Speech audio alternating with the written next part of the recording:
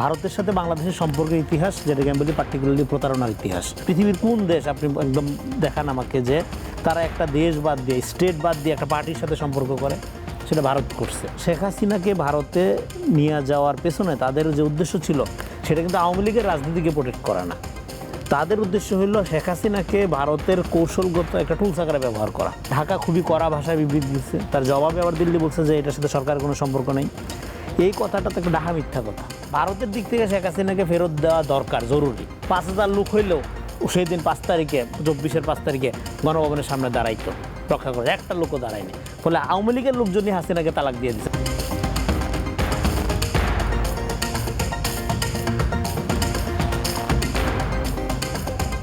ঢাকা দিল্লির সম্পর্ক কি এখন নতুন করে জটিলতার দিকে যাচ্ছে? বিশেষ করে আপনারা জানেন যে 5 আগস্ট, যেটা বাংলাদেশের মানুষের কাছে 5 আগস্ট দিনটা কিন্তু একটি ঐতিহাসিক দিন এবং এটা আবেগের দিন। সেইখানে সেই দিন ভারতের আশ্রয়ে থাকা শেখ হাসিনা সংবাদ সম্মেলন করেছে, রাজনৈতিক বক্তব্য দিয়েছে।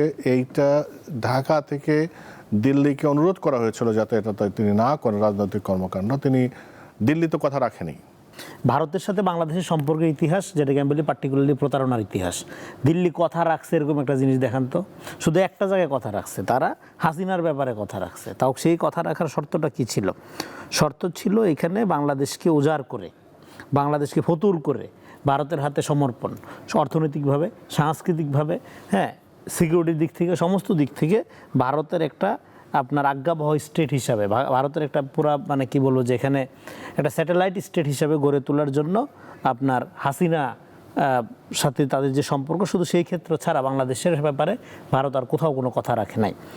এখন এখানে গণ অভ্যুত্থানের পরে যেটা হয়েছে, শুধু এখানে হাসিনার পরাজয় হয়েছে তা তো না, এটা আমরা বহুবার আলাপ করছি। ভারতের যে বাংলাদেশে তার পররাষ্ট্রনীতি, সেটারও তো পরাজয় হয়েছে।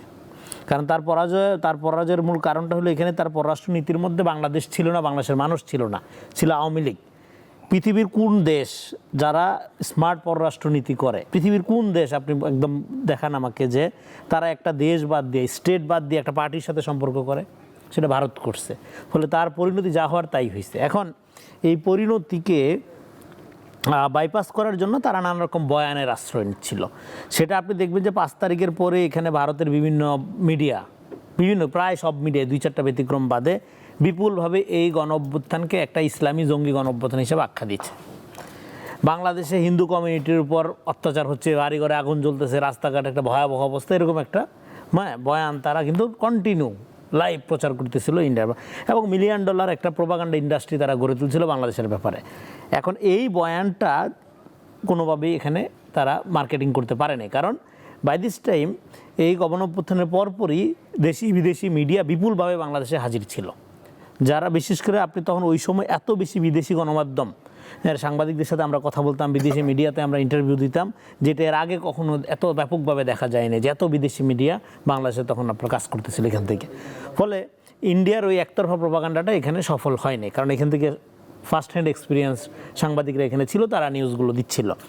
তো সেইটা যেহেতু ব্যর্থ হইল, ব্যর্থ হওয়ার পরে তারা দেখলো যে এইভাবে তো হচ্ছে না, এবং শেখ হাসিনাকে ভারতে নিয়ে যাওয়ার পেছনে তাদের যে উদ্দেশ্য ছিল, সেটা কিন্তু আওয়ামী লীগের রাজনীতিকে প্রোটেক্ট করা না। তাদের উদ্দেশ্য হলো শেখ হাসিনাকে ভারতের কৌশলগত একটা টুলস আকারে ব্যবহার করা।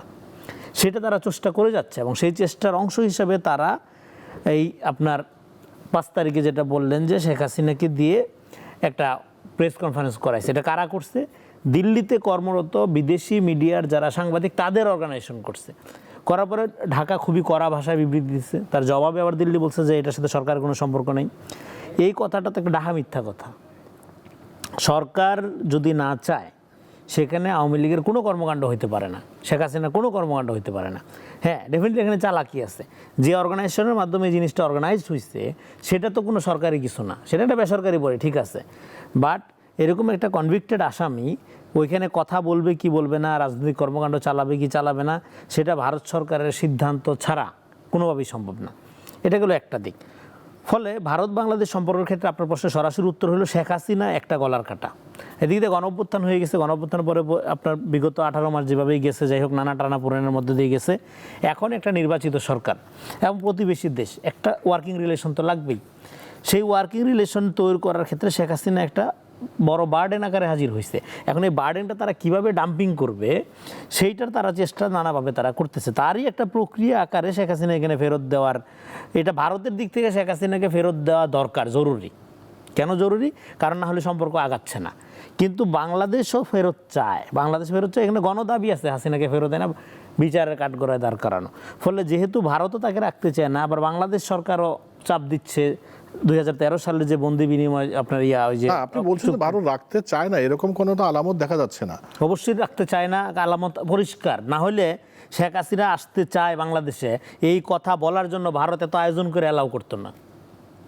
এখানে তো আপনার আসতে মানে আপনার আসতে, কারণ এখানে আওয়াজ তারা আরেকটা হলো, এখানে আসার প্রক্রিয়ার আওয়াজটার মধ্য দিয়ে তারা এক ঢিলে 3-4টা পাখি শিকার করতে যাচ্ছে। এক নম্বর হলো কেন ভারতের, মানে আমি বলতেছি কেন, আমার কথার মানে স্পষ্ট আপনার পজিশন হইল আমার, আপনি ভারত বাংলাদেশ সম্পর্ক তো একটা লাগবে, ওয়ার্কিং রিলেশন তো লাগবে।